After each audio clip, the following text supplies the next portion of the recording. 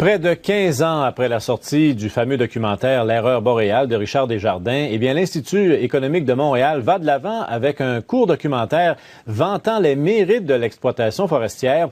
Les témoignages de travailleurs et d'utilisateurs de la forêt ont été recueillis ici à Dolbeau-Mistassini. Une vidéo qui ne fait toutefois pas l'unanimité, nous dit Jessica Blackburn. La forêt est publique. On devrait avoir normalement notre mot à dire là-dessus.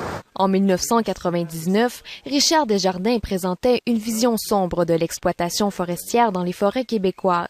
La régénération naturelle fait le travail là, dans la majeure partie des cas. 15 ans après la parution de ce documentaire, l'Institut économique de Montréal réplique en démontrant que la ressource est exploitée correctement et que les artisans ont un grand respect pour la forêt.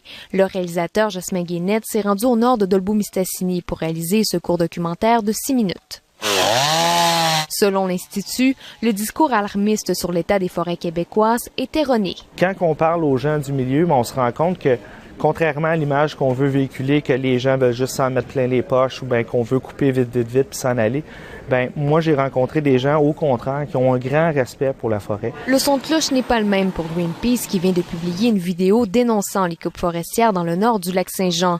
Le groupe environnemental estime que l'Institut économique de Montréal présente un portrait trompeur de la situation. La santé de la forêt québécoise est affectée par l'omniprésence des coupes forestières. Ces coupes-là qui montent de plus en plus vers le nord et on fragmente très rapidement notre territoire.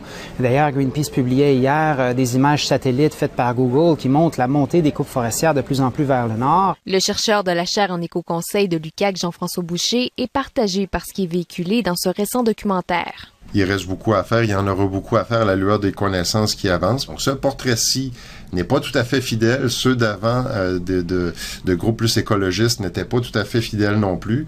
La vérité est quelque part entre les deux. Le documentaire circule présentement dans les médias sociaux et pourrait être présenté dans les écoles. Le réalisateur souhaite ainsi animer les débats entourant l'industrie forestière.